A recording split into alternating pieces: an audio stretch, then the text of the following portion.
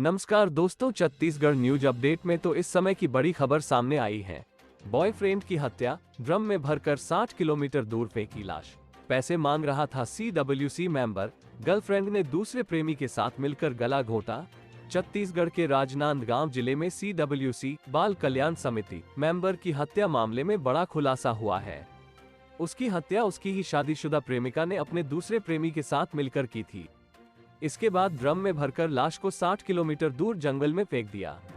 आरोपी यही नहीं रुके, दोनों ने मिलकर शख्स का चेहरा जला दिया और उसे नग्न हालत में छोड़कर वहां से भाग निकले। मामला कोतवाली थाना क्षेत्र का है।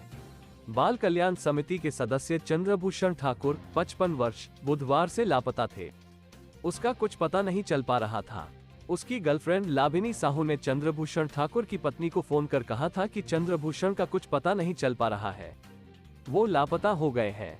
इसी आधार पर चंद्रभूषण के परिजनों ने कोतवाली थाने में मामला दर्ज कराया था, जिसके बाद से पुलिस इस केस में जांच कर रही थी। बताया गया कि पुलिस को चंद्रभूषण की कोई जानकारी नहीं मिल रही थी। इस बीच शुक्रवार को पता चला कि राजनांदगांव से 60 किलोमीटर दूर डोंगरगढ़ के बोरतलाब के कोटनापानी जंगल में एक शख्स की लाश मिली है। उसका चेहरा जला हुआ था। जांच करने पर उसकी पहचान चंद्रभूषण ठाकुर के रूप में हुई थी। इसके बाद से पुलिस इस केस में हत्या के एंगल से जांच कर रही थी। पुलिस ने सबसे पहले चंद्रभूषण का मोबाइल लोकेशन ट्रेस किया, साथ ही उसकी एक्टिवा गाड़ी का पता लगाया। इस दौरान पुलिस को चंद्रभूषण की गाड़ी लिखोली में लाभिनी साहू के घर के पास मिली। इसके अलावा ये भी पता चला कि चंद्रभूषण का फोन लिखोली में ही बंद हुआ था।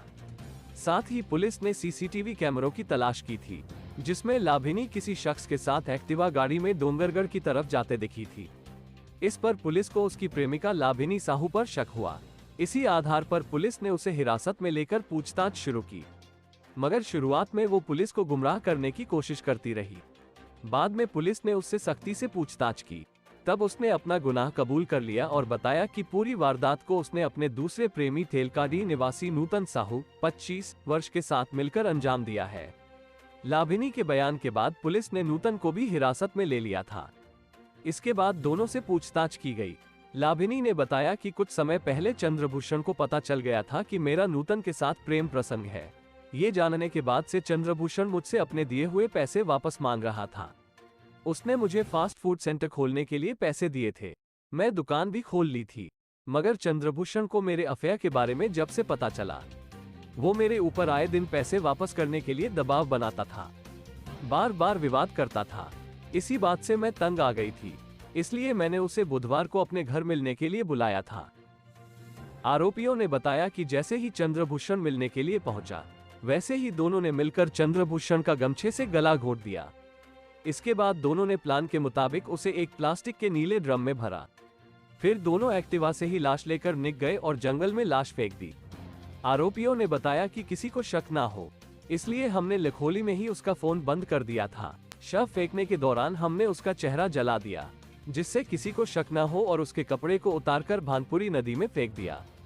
साथ में फोन भी उसका वहीं फेंक दिया था। इस कबूलनामे के बाद पुलिस ने दोनों को गिरफ्तार कर लिया है। लाभिनी पहले से शादीशुदा थी, मगर उसने अपने पति को छोड़ दिया था और चंद्रभूषण के साथ उसका अफेयर चल रहा था। पुलिस के अनुसार इस मामले में आरोपी लाभिनी के पति का अफेयर किसी अन्य युवती के साथ था। बच्चों की कस्टडी से जुड़े मसले में CWC में प्रकरण पहुंचा था। चंद्रभूषण की ज्वाइनिंग बतौर सदस्य नवंबर 2020 में हुई थी। इस वजह से प्रकरण की दूसरी सुनवाई में उसकी मुलाकात चंद्रभूषण से साल भर पहले हुई थी। उनकी बातचीत बढ़ती गई और प्रेम का संबंध बन गया। गुरुद्वारा के पास एक फास्ट फूड का सेंटर खोलने में लाभिनी की मदद चंद्रभूषण ने ही की थी। 1.5 से 2 लाख रुपए की मदद करने की जानकारी अब तक सामने आई है।